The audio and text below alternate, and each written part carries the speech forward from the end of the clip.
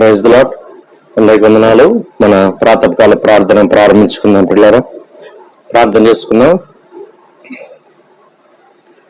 నీతి సూర్యుడా, న్యాయవంతుడా, మీకే స్తుతులు స్తోత్రాలు వందనాలు చెల్లించుకుంటున్నాను. నాయన మహిమగల రాజా, సర్వోన్నతుడా, సర్వాధికారి అయిన ప్రభువా యేసయ్యా, మీకే స్తుతులు. దేవా, మీరు మాకు ఇస్తున్నటువంటి దేవా ఈ వేకువజామున సహవాసం కొరకు స్తోత్రాలు చెల్లించుకుంటున్నాం.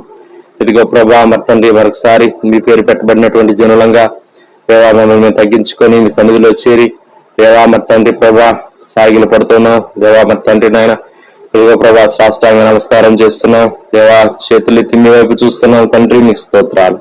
ఇదిగో ప్రభా మరి తండ్రి నాయన పాడుకునే పాటలు మా కొరకు దీవించమని ప్రార్థన చేస్తున్నాం. మా స్తుతుల మీద మీరు ఆశీర్వాదాలు అయ్యిందని ప్రార్థన చేస్తున్నాం. మీకు స్తోత్రాలు. అలాగూ ప్రభా మరి తండ్రి నాయన 91వ కీర్తన విశ్వాసంతో నిరీక్షణతో మేము చదువుకుంటుండగా మీ వాకులు వాగ్దానాలు మా పక్షంగా మీ దినాలు గొప్పగా నెరవేర్చి దేవా మీ నామానికి మహిమ తెచ్చుకోమని ప్రార్థన చేస్తున్నాం. స్తోత్రాలు. మమ్మల్ని బలపరిచేది మీ వాగ్దానం. దేవా మీ వాగ్దానం మమ్మల్ని ఎంతో దేవా శక్తివంతులుగా చేస్తుంది. దేవాంధ్రని బట్టి మీ స్తోత్రాలు. అటువంటి వాగ్దానాలు మీరు అనుగ్రహించి వాటిని నెరవేరుస్తున్నటువంటి గొప్ప దేవా మీ స్తోత్రాలు చేయించుకుంటున్నాం. దేవా మరి తండ్రి ప్రభా మీ వాక్యం వినే సమయం అంతటిని కూడా మా కొరకు దీవించమని ప్రార్థన చేస్తున్నాం. దినదినం ప్రభా మరి తండ్రి అయ్యా మా దైవజనుల్ని మీ ఆత్మాభిషేకంతో నింపి మీరు మాతో మాట్లాడుతూ వస్తున్నటువంటి దేవా మీ వాక్య సందేశం అంతటి కొరకు స్తోత్రాలు వందనాలు చేర్చుకుంటున్నాం. ఈ దినం కూడా ప్రభా విశేషంగా మీరే మాతో మాట్లాడండి. మీ నామానికి మహిమ తెచ్చుకోమని ప్రార్థన చేస్తున్నాం. సమస్త విషయాల కొరకు చూపించండి, సహాయం చేయండి. దేవా మరి తండ్రి ప్రభా మరి నాయన చివరి ప్రార్థన ఆశీర్వాదం వరకు మీ సన్నిధి మాకు తోడుగా ఉంచి ఆశీర్వదించండి. దేవా మరి తండ్రి లైవ్లోకి ఇస్తున్న ప్రతి వ్యక్తి కొరకు ప్రతి కుటుంబం కొరకు మీ స్తోత్రాలు వందనాలు చేయించుకుంటున్నాను. ఆయన దేవా ఈ సమయాన్ని మా కొరకు దీవించమని ముందు సమయం అంతటిని ఆశీర్వదించమని యేసయ్య సర్వశక్తి కలిగిన నామములో అడిగి వేడుకొంచున్నాం పరలోక తండ్రి, ఆమేన్. షారోన్ ఆత్మగీతాల్లో నుంచి 54వ పాట పాడుతున్నాం.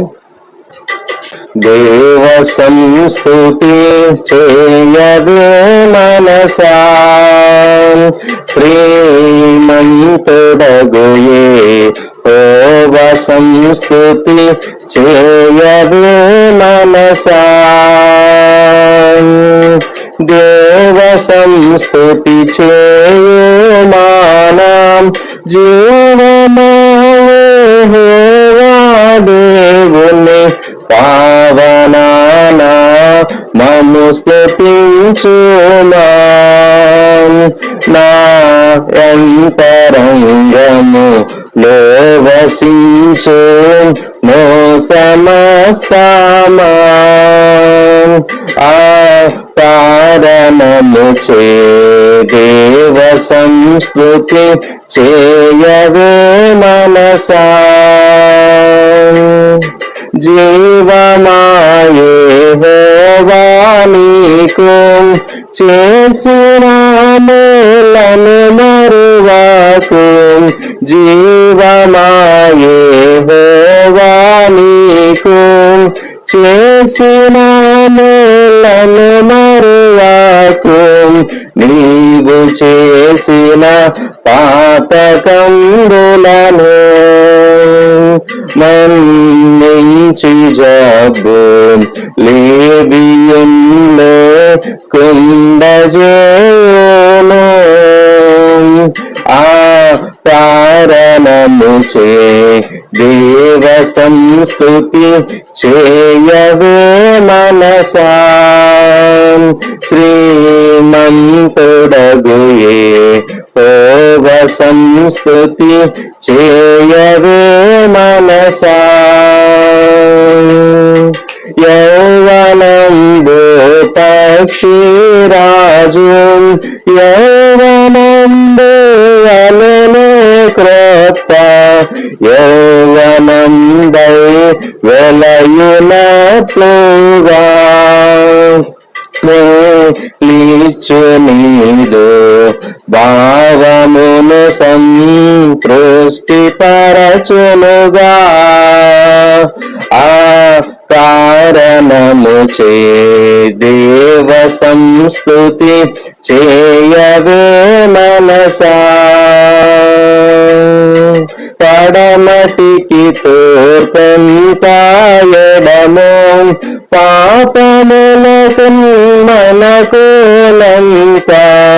ఎడముకలుగా చేసి ఉన్నాడు.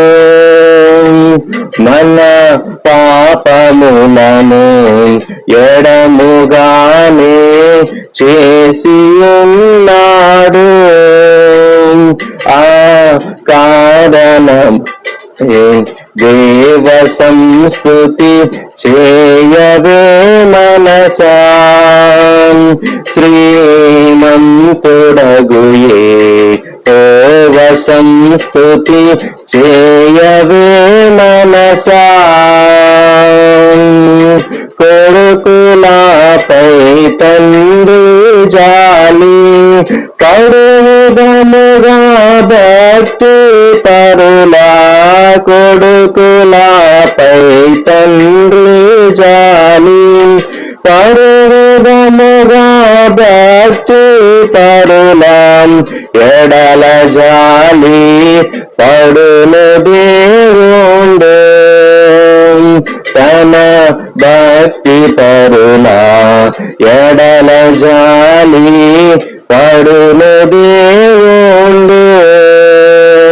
ఆ కారణముచే దేవ సంస్తుతి చేయవే మనసా, శ్రీమంతుడగు యెహోవ సంస్తుతి చేయవే మనసా.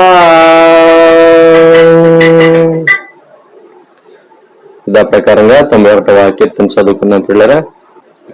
మహోన్నతుని చాటును నివసించేవాడే సర్వశక్తి నీడను విశ్రమించేవాడు. ఆయన నాకు ఆశ్రయము, నా కోట, నేను నమ్ముకున్న నా దేవుడని నేను యెహోవాని గూర్చి చెప్పుచున్నాను. వేటకాని ఊరిలో నుండి ఆయన నిన్ను విడిపించును, నాశనకరమైన తెగులు రాకుండా నిన్ను రక్షించును.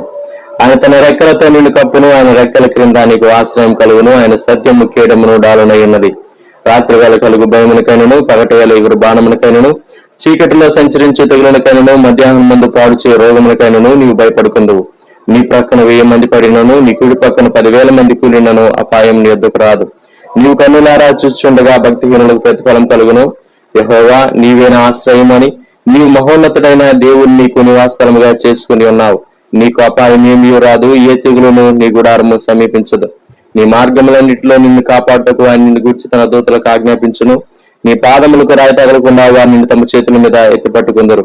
నీవు సింహములను, నాగుపాములను త్రొక్కెదవు, కొదమ సింహములను, భుజంగములను అనగద్రొక్కెదవు. అతను నన్ను ప్రేమించున్నాడు గనుక నేను అతను తప్పించదను. అతడు నా నామం ఎరిగిన వాడు గనుక నేను అతని గణపరచదను. అతడు నాకు మొరపెట్టగా నేను అతనికి ఉత్తరం ఇచ్చేదను. శ్రమలో నేను అతనికి తోడయుండెదను. అతను విడిపించి అతని గొప్ప చేసేదను. దీర్ఘాయువు చేత అతనిని తృప్తిపరచదను. నా రక్షణ అతనికి చూపించదను. ఆమెన్. సమయంలో మనం దేవుని వాక్యం విన్నాం పిల్లారా. దైవజనులు ప్రదర్శకులు గారు వచ్చి మనకు దేవుని వాక్యాన్ని అందిస్తారు.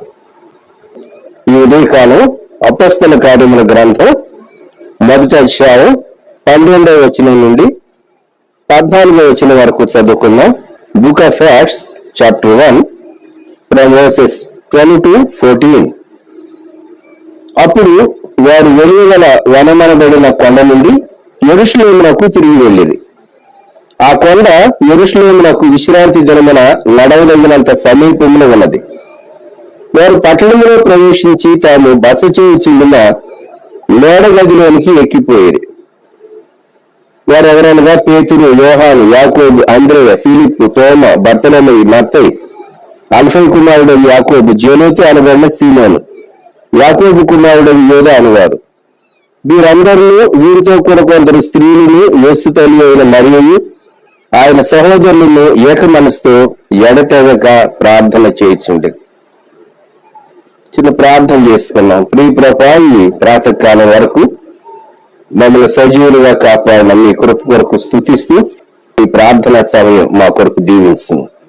యేసయ్య నామములో అడుగుచూ ఉన్నాము తండ్రి, ఆమేన్. అపొస్తల కార్య గ్రంథం 1వ అధ్యాయం 12, 13, 14 వచనాలు మనం చదువుకున్నాం. 3 ప్రార్థనా గదులను మీ ఎదుట ఉంచాలని నేను ఉద్దేశిస్తూ ఉన్నాను. 3 ప్రార్థనా గదులు. మొదటి ప్రార్థనా గది యోబు ప్రార్థించినటువంటి ప్రార్థనా గది. రెండవది దానియేలు ప్రార్థించినటువంటి ప్రార్థనా గది.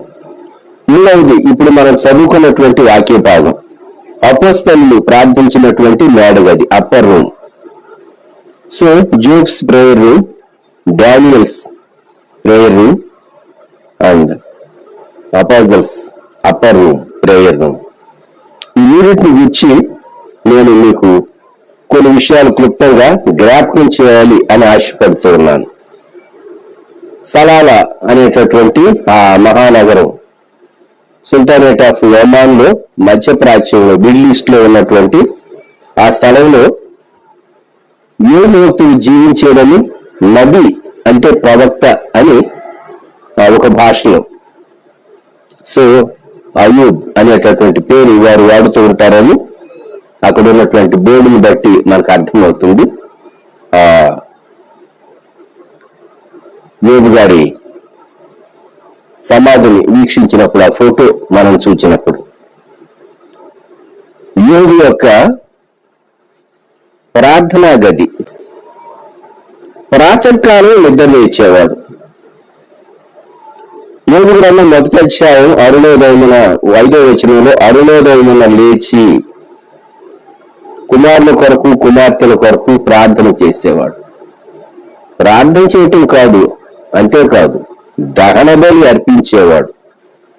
ఒక్కొక్కరి నిమిత్తమై దహన బలి ఎప్పుడు నిత్యము అలాగున చేయించుండేను. ఇది ఎంత ప్రయాసతో కూడింది ఒక్కసారి ఆలోచించండి. తాను యోబు భక్తుడు, ప్రార్థనాపరుడు.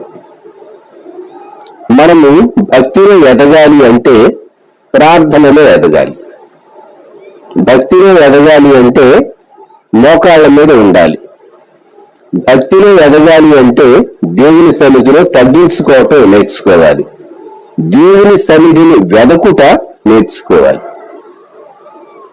యోబు చాలా ఆస్తి కలిగినటువంటి వాడు, సంపన్నుడు, ఒక రాజు అని చెప్పవచ్చు. తనకున్నటువంటి సంపదను బట్టి ఒక రాజు, అంత సంపన్నుడు. అంత సంపన్నమైనటువంటి వ్యక్తి తాను దేవుని సన్నిధానంలో తన సంపద మీద దృష్టి ఉంచకుండా తన కుమారులు కుమార్తెలు వారి ప్రవర్తన, దేవుని పట్ల వారు ఎక్కడైనా, దేవుని వాక్యం ఏం చెప్తుందంటే 5వ వచనంలో తన కుమారులు పాపము చేసి తమ హృదయములలో దేవుని దూషించేరేమో అని వారిని పిలువనంపించి వారిని పవిత్రపరచి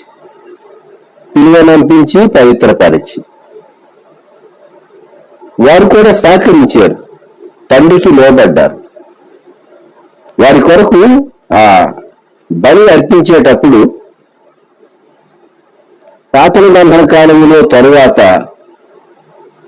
ఆ జంతువు తల మీద చేయి ఉంచినట్లుగా ఆ ప్రత్యక్షత అప్పటికి ఉన్నదో లేదో కానీ వారు ఆ జంతువు దగ్గర నిలవబడినప్పుడు వారి కొరకు జంతువు వధింపబడుతూ ఉన్నది. వారికి బదులుగా మన పక్షముగా సిలువలో మన కొరకు వధించబడిన దేవుని గొర్రె పిల్ల ప్రభు అయినటువంటి యేసుక్రీస్తు వారు. ఈ విషయాన్ని మనం జ్ఞాపకం పెట్టుకోవాలి. యేసుక్రీస్తు ప్రభు యొక్క దహన బలి శ్రేష్టమైనటువంటి బలి. యేసుక్రీస్తు ప్రభువుని బట్టి నీవు నేను అంగీకరింపబడ్డాం. దేవుడు మనల్ని అంగీకరించాడు. యోబు గ్రంథంలో ఆఖరి అధ్యాయం చాలా అద్భుతమైనటువంటి అధ్యాయం, 42వ అధ్యాయం. 42వ అధ్యాయంలో యోబు దేవునితో చెప్పేటటువంటి మాటలు, కంక్లూడింగ్ వర్డ్స్ అన్నమాట. 4-5 వచనాల్లో లేక 5-6 వచనాలు చదువుతాను. యోబు దేవునితో ఇలాగంటూ ఉన్నాడు: వినికిడి చేత నిన్ను గూర్చిన వార్త నేను వింటిని, అయితే ఇప్పుడు నేను కనులారా నిన్ను చూచుచున్నాను. దేవుని గుర్చినటువంటి ఆ విజన్ చాలా క్లియర్గా వచ్చింది తనకు. వినటానికి చూడటానికి వ్యత్యాసం. చెవితో విన్నది కంటితో చూచి మనం విన్నది కరెక్టా కాదా. శోభాదేశ పురాణం అన్నది కదా, సొలొమోను యొక్క ఆ రాజాస్థానము, భోజనపు బల్ల, ఆ ఏర్పాట్లు, ఆ రాజ్యము, పరిపాలన అవన్నీ చూచి తాను విన్నది తక్కువే అని ఒప్పుకున్నది. అంతా తనకు చెప్పబడలేదు అని ఒప్పుకున్నది. సొలొమోనును మించినటువంటి వాడు మన ప్రభువైనటువంటి యేసుక్రీస్తు. దేవాలయం కంటే శ్రేష్ఠుడు ఆయన. ఇక్కడ యోగు దేవునితో అంటూ ఉన్నాడు, వినికిడి చేత నిన్ను గూర్చిన వార్త నేను వింటిని. కారణం ఏంటి? యోగు కాలం నాటికి వ్రాయబడినటువంటి లేఖనాలు లేవు. ఆ నోట ఈ నోట మరి వారి పెద్దలు చెప్పినటువంటి అవి మౌఖికం అంటారు, నోటి మాట. వారు తమ కుమారులకు, ఆ కుమారులు తమ కుమారులకు అలాగే ఒకరి తర్వాత ఒకరు చెప్తూ వచ్చినటువంటి జలప్రళయం విషయాలు, సృష్టిని గురించినటువంటి విషయాలు, దేవుడు మనుషులతో డీల్ చేసేటటువంటి పద్ధతులు వినికిడి చేత విన్నాడు. అయితే ఇప్పుడు కన్నులారా చూస్తూ ఉన్నానన్నాడు. ఎంత గ్రహింపు కలిగిందో మహాశ్రమలో నుండి వెళ్ళినప్పుడు. 3వ వచనంలో చివరి భాగంలో అంటాడు, ఏమియో ఎరుగక నా బుద్ధికి మించిన సంగతులను గురించి మాటలాడి తిని. కొన్నిమార్లు మనము ప్రార్థనలో దేవుని సన్నిధానంలో ఎదుగుతూ ఉండగా మనకు అర్థమవుతుంది మనం ఏమి మాట్లాడాలి, ఎంత మటుకు మాట్లాడాలి. మన బుద్ధికి, మన జ్ఞానానికి మించినటువంటి వాటిని గురించి మనం ఒక కంక్లూజన్ డ్రా చేయకూడదు. చూడండి, ఇప్పుడు 6వ వచనంలో దేవుని సన్నిధానంలో తాను గడిపిన దాన్ని బట్టి, కావున నన్ను నేను అసహించుకొని ధూళిలోను బూడిదలోను పడి పశ్చాత్తాపడుచున్నాను. ఎంత చక్కని భాగమండి ఇది. పశ్చాత్తాపం. దేవుని సన్నిధానంలో మనం ప్రార్థన చేసే కొలది మన అయోగ్యత మనకు బాగా అర్థమవుతుంది. కొందరు బాగా ఎక్కువగా ప్రార్థన చేయగలరు. ప్రార్థనని బట్టి ఎక్కడైనా ఒకరు ఉంటారు, అతిశయించేటటువంటి వారు ఉంటారు, నేను ఎన్ని గంటలు ప్రార్థన చేయగలను అని. ఇక్కడ ప్రార్థన, దేవునితో సహవాసం, యోగులు దేవుని చూచే కొలది మన బలహీనత ఏంటో మనకు అర్థమవుతుంది. యెషయా గ్రంథం 6వ అధ్యాయంలో ప్రవక్త యెషయా దివ్యమైనటువంటి దర్శనాన్ని చూచాడు. దివ్యమైన దర్శనాన్ని చూచినప్పుడు తనను తాను చూచుకున్నాడు. అయ్యో నేను నశించి తిని, సైన్యములకు అధిపతి యెహోవాను నేను కనులారా చూచి తిని అని తనను చూచుకొని నేను అపవిత్రులని కేక వేశాడు. నేను అపవిత్రమైన పెదవులు గలవాడని అన్నాడు. కనుక మానవుడు దేవునితో సహవాసం చేసి ఎదుగుతూ ఉన్నాడనే దానికి ఒక ఇండికేషన్ ఏమిటి అంటే, మనము అపవిత్రంగా ఉన్నాము అనేది మనకు బాగా అర్థం కావాలి. ఆత్మలో ఎప్పటికప్పుడు అంటేటటువంటి అపవిత్రతను మనం క్లియర్ చేసుకోవటం నేర్చుకోవాలి. ఆత్మలో అంటేటటువంటి అపవిత్రత.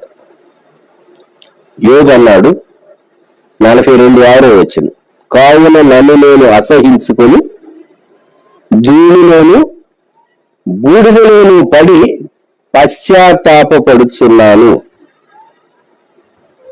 ఇప్పుడు 8వ వచనంలో దేవుడు అంటాడు, యోగు యొక్క మిత్రుడైనటువంటి ఎలీఫజుతో, కాబట్టి 7 ఎడ్లను 7 పొట్టేళ్లను మీరు తీసుకుని నా సేవకుడైన యోగు వద్దకు పోయి మీ నిమిత్తము దహన బలి అర్పింపవలెను. ఎలీఫజు అలాగే జోఫరు, బిల్దదు వారు చాలా మాట్లాడారు, కానీ యోగు అనే వారు ప్రార్థనా పరులు కారు. అది అక్కడ సమస్య. ప్రార్థనా పరులైనటువంటి వ్యక్తి దేవునికి దగ్గరగా ఉంటాడు. కాబట్టి దేవుడు అన్నాడు, మీరు వెళ్ళి పొట్టేళ్లను ఎడ్లను తీసుకుని వెళ్ళండి, దహన బలి అర్పించిన తరువాత అప్పుడు నా సేవకుడైన యోబు నిమిత్తం ప్రార్థన చేయండి. ఎంత గొప్ప మాట. ఏదే కాలం మనం మన కుటుంబీకుల కొరకు ఎందుకు ప్రార్థించాలంటే, ఆ తర్వాత దేవుడు అన్నాడు, మీ అవివేకమును బట్టి మిమ్మల్ని శిక్షింపకు ఉండినట్లు నేను అతనిని మాత్రం అంగీకరించేదని ఎలగనగా నా సేవకుడైన యోబు పలికినట్లు మీరు నన్ను గురించి చెప్తున్నామని పలుకులే. ప్రాతకాల ప్రార్థనలో దేవునితో సహవాసం చేసే ప్రియమైనటువంటి విశ్వాసులారా, మనం నేర్చుకునేటటువంటి ఒక చక్కని సత్యం, దేవునితో సహవాసం మనం చేయటం నేర్చుకుంటే మనం మాట్లాడేది ఏది మాట్లాడాలో అది మాట్లాడతాం. అది యుక్తమైనటువంటి మాటలు. 2, అంగీకరింపదగినటువంటి ప్రార్థన మన పెదవుల నుండి అప్పుడు వస్తుంది. కాబట్టి ఉదయకాలం ప్రార్థనా పరులైనటువంటి యోగును మనము జ్ఞాపకం చేసుకుంటూ ఉన్నాం. ఇది యోగు యొక్క ప్రార్థనా గది. 2వది దానియేలు గ్రంథంలో దానియేలు యొక్క ప్రార్థనా గదిని గూర్చి దానియేలు గ్రంథంలో దానియేలు ప్రార్థించిన సమయాలన్నిటినీ మనం ధ్యానం చేసుకోము, జ్ఞాపకం పెట్టుకుందాం. ఉదాహరణకు 2వ అధ్యాయం 9వ వచనంలో, అంతటా రాత్రి దర్శనం చేత మర్మము దానియేలునకు బయలుపరచబడిన గనుక ప్రార్థనలో ఉన్నాడు, దేవుని సన్నిధిలో ఉన్నాడు, వేచి ఉన్నాడు. బబులోను జ్ఞానులందరూ చంపబడాలి అనేటటువంటి రాజశాసనం వచ్చిన దాన్ని బట్టి తనకు సమయం దయచేయమని దేవుని సన్నిధిలో ప్రార్థన చేస్తూ ఉన్నాడు. రాజాజ్ఞ ఆ కాలంలో జ్ఞానుల మీదికి ఖడ్గం, బబులోను రాజు నెబుకద్నెజరు జ్ఞానులను చంపి ఉందన్నాడట. దానియేలు బబులోనులో ఉన్నటువంటి జ్ఞానుల మీదికి ఖడ్గం వచ్చినప్పుడు ప్రార్థన చేసి ఆ మర్మం, దాని యొక్క వివరణ తాను అందుకోగలిగాడు. రాజుకు ఏమని వచ్చింది కళ, దాని భావం ఏంటి? కళ చెప్తే భావం ఏదో ఒకటి చెప్పొచ్చు మనం, అది వేరు. కళ కావాలి, దాని భావం కావాలన్నాడు రాజు. ఎంత కష్టతరమైన సంగతి. అందుకని వాళ్ళు అన్నారు, దానిలో 2:11, రాజు విచారించిన సంగతి బహు అసాధారణమైనది, దేవతలు కాక మరెవరిని ఈ సంగతి తెలియజెప్పజాలరు, దేవతల నివాసములు శరీరుల మధ్య ఉండవు కదా. అందుకు రాజుకు చాలా కోపం వచ్చింది,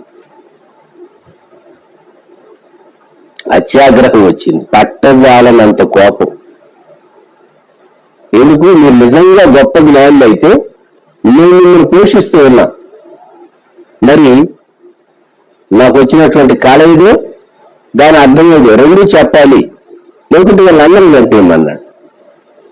రాజు తలుచుకుంటే దెబ్బలు కొద్దిగా అని లోకంలో ఒక సామెత. దానియేలు ప్రార్థించినటువంటి సమయాలు అనేకం ఉన్నాయి. ఇప్పుడు సింహపు బోన్లో దానియేలు 6వ అధ్యాయం 10వ వచనంలో మనం చూస్తాం. ఆ భాగానికి తర్వాత వద్దాం. 8వ అధ్యాయం 1వ వచనం, రాజు బెల్షస్సరు ప్రభుత్వపు 3వ సంవత్సరం మందు దానియేలును నాకు మొదట కలిగిన దర్శనము గాక మరి ఒక దర్శనము కలిగెను. ఈ దర్శనం కలిగింది అంటే ప్రార్థనలో ఉన్నాడు అని జ్ఞాపకం పెట్టుకుందాం. దానియేలు పొందినటువంటి ఈ అనుభవాలన్నీ ఇప్పుడు ఇరాక్ అని పిలువబడేటటువంటి దేశం, అదే బబులోను. ఇరాక్ లో దానియేలు జీవించి చరిత్రను సృష్టించాడు. ప్రార్థనా పరులైనటువంటి దానియేలు చరిత్రను సృష్టించాడు. ప్రార్థనా పరులు చరిత్రను మార్చగలరు కానీ భోజన ప్రియులు చరిత్రను మార్చలేరు. గుర్తుపెట్టుకోండి. చాలా మంది భోజన ప్రియులుగా ఉంటారు. మంచిదే, దేవుడిచ్చాడు, తిన్నారు, నేను తప్ప అంటలేదు. కానీ ప్రార్థనా పరులు చరిత్రను మార్చగలరు. దానియేలు శాఖధాన్యాలే భుజించాలనుకున్నాడు. అంతే, తను తాను అపవిత్రపరచుకోకూడదు అనుకున్నాడు. చాలా స్ట్రిక్ట్ డైట్ తాను పాటించాడు. చాలా వృద్ధులయ్యే వరకు జీవించాడు. ఎందుకు భోజన ప్రియుల చరిత్రను సృష్టించలేరు అంటే కారణం, ప్రార్థనాపరమైనటువంటి వ్యక్తి తన ఎపిటైట్, తన ఆకలి, తన అభిరుచులపైన కూడా కంట్రోల్, నిగ్రహం కలిగి ఉంటాడు. దానియేలు గ్రంథం 9వ అధ్యాయం 3వ వచనంలో దానియేలు ప్రార్థన చేస్తూ ఉన్నాడు. తాను గోని పట్టు కట్టుకున్నాడు, తల మీద ధూళి వేసుకున్నాడు. దానికి కారణం ఇర్మియా ద్వారా దేవుడు సెలవిచ్చినట్లుగా యెరూషలేము పాడుగా ఉండవలసిన 70 సంవత్సరములు సంపూర్తి అవుతున్నవని గ్రంథముల వలన గ్రహించింది. చాలా కీలుగా దేవుని ప్రజల క్షేమం కొరకు కనిపెడుతూ ప్రార్థన చేస్తూ ఉన్నాడు. దేవుని ప్రజల క్షేమం కొరకు ప్రార్థన చేస్తూ ఉన్నాడు కనుక, అరే టైం అయిపోయింది, ఇక దేవుని ప్రజలకు విడుదల రావాలి, రెస్టోరేషన్ రావాలి అని ప్రార్థన చేయటం మొదలుపెట్టాడు. చదివి దేవుని గ్రంథం మన చేతిలో ఉంది. 66 పుస్తకములు కలిగినటువంటి అద్భుతమైనటువంటి బైబిల్ గ్రంథం దేవుడు మనకు అందించాడు, మన భాషలో మనకు అందించాడు. ఎంతగా చదువుతూ ఉన్నాం, ఎంతగా గ్రహిస్తూ ఉన్నాం, ఎంతగా భారంతో నింపబడుతూ ఉన్నాం, ఎంతగా అంచికాల సంగతులు మనకు అర్థమవుతుంది. దానియేలు గ్రంథంలో, ప్రకటన గ్రంథంలో అంచె దినాల గురించి దేవుడు ముందుగానే వ్రాయించినటువంటి విషయాలు, యేసుక్రీస్తు ప్రభు తన రాకడకు ముందు ఉండే సూచనల గురించి తన పరిచర్య చివరి దినాల్లో 3.5 సంవత్సరాల బహిరంగ పరిచర్యలో చివరి దినాల్లో, చివరి మాసాల్లో ప్రభు శిష్యులతో ఆ విషయాలు, మీ రాకడకు, యుగ సమాప్తికి ఏంటి సూచనలు, గుర్తులు ఏంటి అని అడిగినటువంటి శిష్యులతో ప్రభు షేర్ చేసినటువంటి విషయాలు ఎంత క్లియర్గా మనం చదువుతూ ఉన్నాం ఒకసారి ఆలోచించుకోవాలి మనం. అలాగే 10వ అధ్యాయంలో దానియేలు యొక్క గొప్ప ప్రార్థన మనకు కనబడుతుంది. 10వ అధ్యాయం 3వ వచనం, 3 వారములు గడిచే వరకు నేను సంతోషంగా భోజనము చేయలేక ఉంటుంది అని తాను 21 దినాలు చేసినటువంటి ప్రార్థన. ఆ 12, 13 వచనాలు దేవదూత చెప్తూ ఉన్నాడు, దానియేలు భయపడకుని, నీవు తెలుసుకుని వెళ్ళని నీ మనస్సును అప్పగించి దేవుని ఎదుట నిన్ను తగ్గించుకున్న ఆ మొదటి దినం మొదలుకొని నీవు చెప్పిన మాటలు వినబడినవి గనుక నీ మాటలను బట్టి నేను వచ్చి తిని పారసీకుల రాజ్యాధిపతి 21 దినములు నన్ను ఎదిరించెను. సో 21 days ప్రేయర్, దానియేలు యొక్క ప్రేయర్ 21 days ప్రేయర్, అద్భుతమైనటువంటి ప్రార్థన. ఎవరి కొరకు? తన ప్రజల కొరకు, తన నేషన్ కొరకు, ఇజ్రాయెల్ కొరకు తాను చేసిన ప్రార్థన. ఇప్పుడు మనము మేడగదిని గురించి అపోస్తల కార్య గ్రంథంలో చదువుకున్నాం. మేడగదిలో యేసుక్రీస్తు ప్రభు వారు ఒలీవల కొండ మీద నుండి ఆరోహణమైన తరువాత యెరూషలేముకు వెళ్ళి మేడగదిలోనికి ఎక్కి వెళ్ళి ప్రార్థించినటువంటి వారి జాబితా, అపోస్తలుల పేర్లు, వారితో కూడా కొందరు స్త్రీలు, మరి విశేషంగా యేసు ప్రభు తల్లిగారు మరియమ్మ, యేసు ప్రభు వారి సహోదరులు, యేసుక్రీస్తు ప్రభు తరువాత జోసెఫ్, మరియమ్మలకు జన్మించినటువంటి సహోదరులు, వారు కూడా ఏక మనసుతో ప్రార్థన చేస్తూ వచ్చారు. ఎందుకు?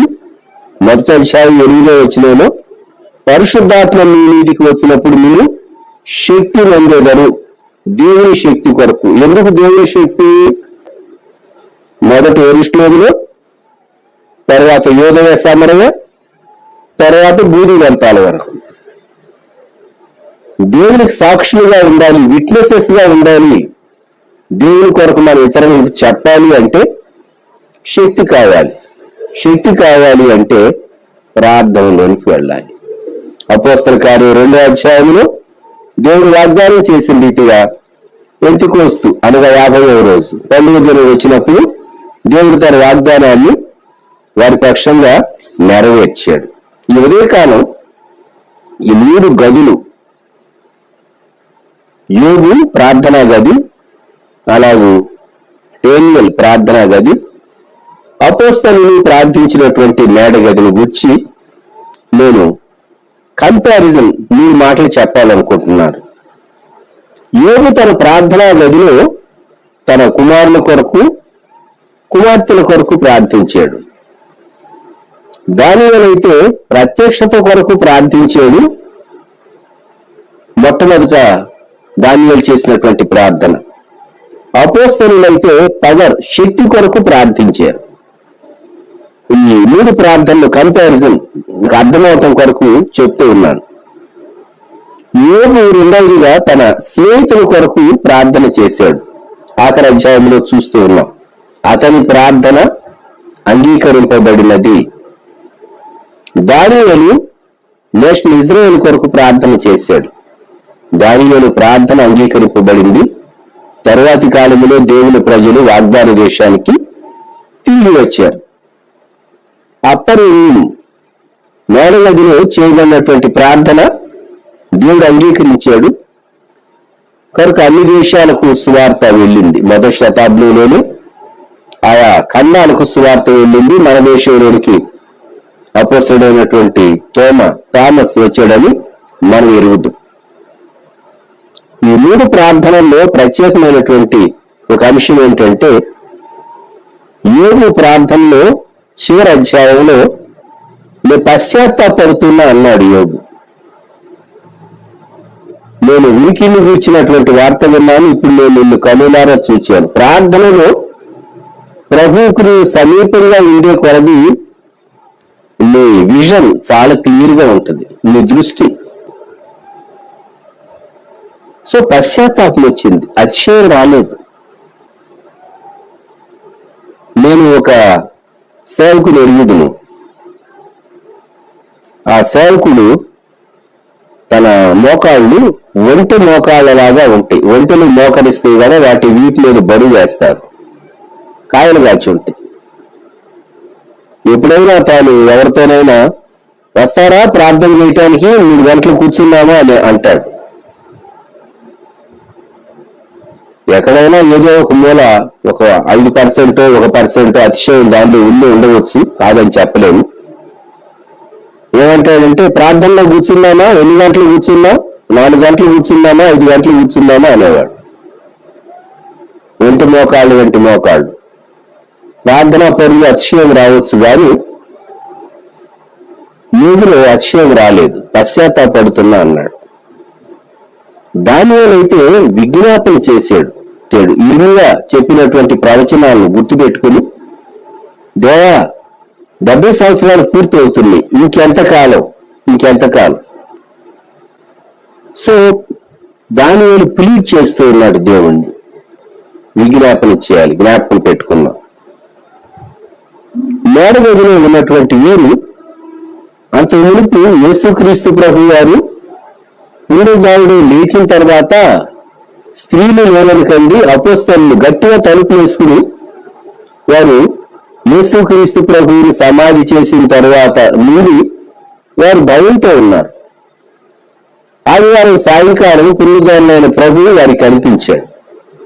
భయపడకుడి అని చెప్పాడు.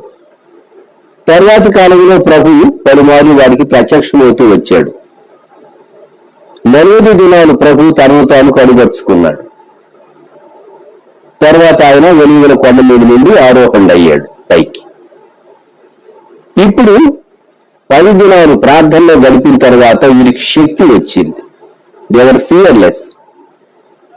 అందువల్ల అపోస్తల కార్య గ్రంథంలో 2వ అధ్యాయం 32 వచనం, ఈ యేసుని దేవుడు లేపారు, దీనికి మేమందరం సాక్షులం. ఆ తర్వాతి భాగాల్లో వారు ఒకటే అన్నారు, ఏమని? దేవుని మాట వినుట కంటే నీ మాట వినుట మరి న్యాయమా అని మహాసభ ఎదుట మేము అపోస్తల కార్యం 4 కన్న వాటిని విన్న వాటిని చెప్పక ఉండలేమని వారికి ఉత్తరం ఇచ్చారు. ఇదే కాలం తీర్మానం చేసుకోండి, మిమ్ములను మీ కుటుంబాలను ఎలా కాపాడాడు. మీరు కన్నవాటిని విన్నవాటిని చెప్పండి, దేవుని మహిమార్థం చెప్పండి. ప్రభు మిమ్మల్ని కాపాడాడు అని చెప్పండి.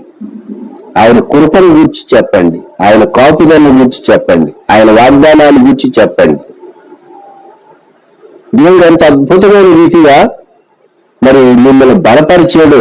ఆర్థిక విషయాల్లో కూడా కొన్ని మార్లు కష్టాల్లో దేవుడే సహాయం చేశాడు. అలాగే అనేక విషయాల్లో ప్రభు మీ కుటుంబాన్ని ఎలాగో బలపరిచాడో దయచేసి మీరు ఇతరులతో చెప్పండి. మేము కన్నవాటిని విన్నవాటిని చెప్పక ఉండలేమని వారికి ఉత్తరం ఇచ్చిరి. కనుక ఈ ఉదయకాలం యోబు గారి ప్రార్థనా గది, దానియేలు ప్రార్థనా గదిలో ఉన్నాడు, ఇతర స్థలాల్లోనూ ఉన్నాడు. దానియేలు ప్రార్థనా గది ఒక్కసారి జ్ఞాపకం చేసుకుంటే శత్రువులు దానినే గురి పెట్టారు. ఎందుకు? ఆ దానియేలు ప్రార్థనా గది యెరూషలేము తట్టునకు తిరగబడి ఉండగా తన దేవునికి ప్రార్థన చేయుచు ఆయనను స్తుతించుచు వచ్చెను. సో దానియేలు ప్రార్థనా గది ప్రత్యేకమైనటువంటి గది. అది ప్రార్థన కొరకే ప్రత్యేకించబడిన గది. ప్రియమైన వారులారా, ఈ ఉదయకాలం నేను మీకు జ్ఞాపకం చేయగోరేది ఏంటంటే, నీవు నీ ప్రార్థనా సమయం నీ కుటుంబం కొరకు, నీ బంధువులు స్నేహితుల కొరకు, నువ్వు వెళ్ళినటువంటి వారి కొరకు, సంఘం కొరకు నువ్వు ఎంత చక్కగా గడపగలుగుతూ ఉన్నావు. అంతేకాదు దేవుని సాక్షిగా నీవు జీవించడానికి నీ ప్రాతకాల ప్రార్థన, నీ ప్రార్థన గది దానిలో ముమ్మారు ప్రార్థించాడు, యెరూషలేము తట్టు కిటికీలు తెరిచి. ఇతర సమయాల్లో కూడా ప్రార్థించి ఉంటాడు, కానీ ఆ సమయాన్ని ప్రత్యేకమైనవి. 3 సార్లు ప్రార్థన చేశాడని కాదు దాని అర్థం. యెరూషలేము తట్టు తిరిగి ప్రార్థన చేయటం మాత్రం ముమ్మారు చేశాడు. ఉదయకాలం మనం దేవా 3 ప్రార్థనా గదులు మేము గుర్తు చేసుకున్నాం. సలారా దేశంలో,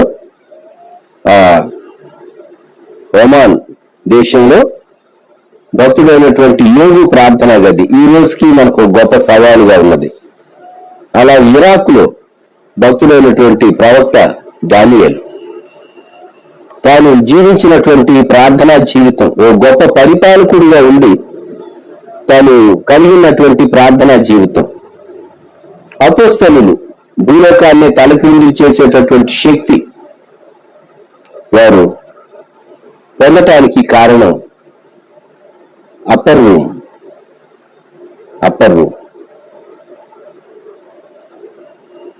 మరి పౌలు ఆ తర్వాత మిగిలినటువంటి భక్తులు స్వార్థ ఖండాంతరాలకు తీసుకుని వెళ్ళారు. అపోస్తలులు సహా వారు చాలా శక్తి పొంది ధైర్యవంతులై ప్రభు కొరకు వారు సాక్షులై హతసాక్షులయ్యారు. మనం చేయవలసిందల్లా ఈ రోజుల్లో మనం ప్రభువుకు స్తుతి చెల్లింపవద్దా? ప్రేమగల మా తండ్రి, పరిశుద్ధ దేవ, 3 ప్రార్థనా గదులు మా ఎదుట ఉంటూ ఉన్నాయి. మొదటిది భక్తుడు యోబు యొక్క ప్రార్థనా గది, రెండవది ప్రవక్త దానియేలు యొక్క ప్రార్థనా గది. మరి విశేషంగా ప్రత్యేకంగా ప్రార్థనా సమయం, ప్రార్థనా గది ముమ్మారు యెరూషలేము తట్టు తిరిగి దేవుని ప్రజల కొరకు ప్రార్థించినటువంటి విధానం, అలాగే అపోస్తలులు మేడగదిలో వారు 10 దినాలు చేసినటువంటి ప్రార్థన, ఈ 3 గదులను గుర్తు చేసుకుంటున్నాం. మేము ప్రార్థించే సమయం, మా ప్రార్థనా గది మాకెంతో ప్రియమైనదిగా ఉంచండి. అది మీకు ప్రియమైనదిగా, మీకు ఇష్టమైనటువంటి ప్రార్థన మా అంతరంగంలో నుండి మా కొరకు, మా కుటుంబాల కొరకు, మా బంధువులు స్నేహితుల కొరకు, మా రాష్ట్రం కొరకు, మా దేశం కొరకు, మేము జీవించే ఈ కాలంలో ప్రపంచంలో ఉన్న ప్రజల కొరకు మేము ప్రార్థించడానికి మా భారాన్ని అధికం చేయండి. అంతేకాదు కన్నవాటిని, మేము విన్నవాటిని సాక్ష్యం ఇచ్చేటటువంటి శక్తివంతులంగా మీ మహిమని, మీ కృపను వెల్లడిపరిచేటటువంటి వారం ఉండటానికి మా ప్రార్థనా జీవితాన్ని నూతనపరచమని, ఈ క్లుప్త వాక్య ధ్యానాన్ని, డివోషన్ మా కొరకు దీవించమని యేసయ్య నామములో ప్రార్థించి వేడుచు ఉన్నాము తండ్రి, ఆమేన్. మన ప్రభువైన యేసుక్రీస్తు వారి కృప, దేవుని ప్రేమ, పరిశుద్ధాత్ముని అన్యోన్య సహవాసం సదాకాలం సంఘమునకు ప్రభు అనుగ్రహించును గాక. ఆమేన్.